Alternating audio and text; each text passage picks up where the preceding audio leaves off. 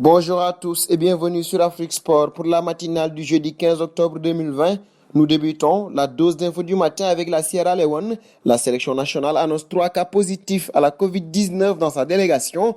Le joueur et les 2 membres de staff sont à l'isolation. Parmi les cas positifs, le capitaine des Lions Stars Umaru Bangoura. Avec lui, Philippe Corr, préparateur physique, et Eric Batilo Fomba, chargé de la communication de l'autorité des sports. D'après la fédération, tous les autres membres de la délégation sont négatifs. Par ailleurs, la Sierra Leone a perdu le match 1-0 devant le Niger, une deuxième défaite dans cette trêve après celle face à la Mauritanie quelques jours plus tôt.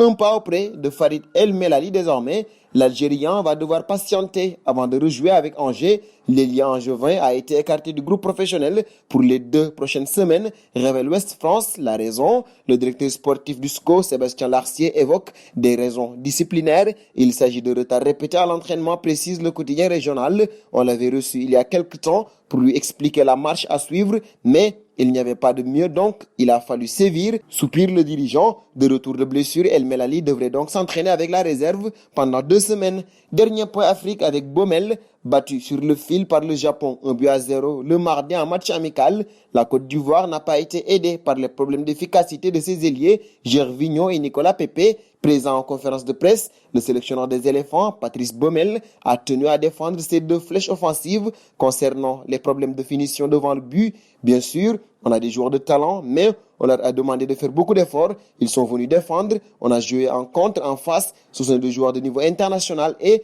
ils ne sont pas là pour faire des cadeaux non plus, a insisté le technicien en conférence de presse. Il faudra régler la mire le mois prochain lors de la double confrontation capitale contre Madagascar dans les éliminatoires de la CAN 2021.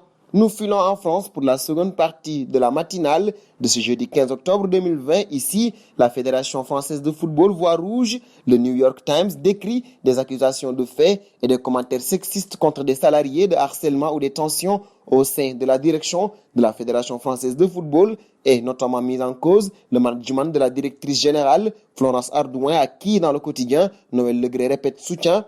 Le quotidien américain revient sur une affaire de 2019 visant un directeur financier accusé de harcèlement et tentative d'agression sexuelle, mais la justice n'a pas donné suite à la plainte déposée selon la Fédération française de football. Depuis le lancement de l'audit, des entretiens ont été menés avec la petite vingtaine de directeurs en poste pour évoquer les dysfonctionnements et tenter de trouver une solution, a indiqué la Fédération française à l'AFP, sans préciser quand les résultats seraient connus.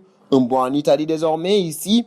La Juventus a annoncé le placement en confinement de toute l'équipe première à la suite de la détection d'un cas de Covid-19 au sein de l'effectif. Une procédure qui va débuter le mercredi soir et donc durer quelques jours probablement jusqu'à la rencontre contre Crotone prévue le samedi en Série A. Si Cristiano Ronaldo a été lui aussi testé positif avec la sélection du Portugal, ce n'est pas son cas qui a entraîné cette décision drastique. Le Portugais a par ailleurs quitté la sélection frustré et effectué son retour en Italie malgré son désir d'affronter la Suède en Ligue des Nations le mercredi soir. C'est en effet Weston McKennie, l'Américain de 22 ans arrivé au mercato d'été et prêté par Schalke 04 qui a été testé positif à la Covid-19. La vieille dame, pas encore vulnérable, ne veut pas devenir un claustre, a annoncé par l'intermédiaire d'un communiqué qu'elle se conformait à la réglementation et au protocole.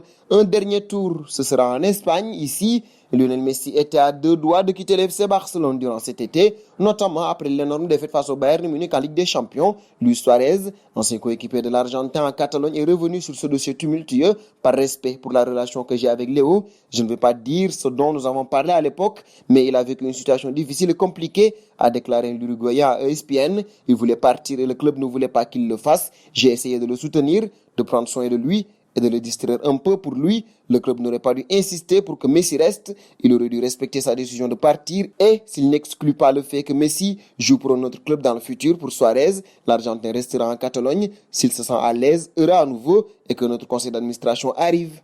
Et c'est donc terminé pour cette matinale du jeudi, chers amis internautes qui nous suivez d'un peu partout. La famille Afrique Sport s'élargit de jour en jour. Pour nous aider à faire grandir notre chaîne, n'hésitez pas à vous abonner sur Afrique Sport. C'est pour ne rien manquer du football continental et international.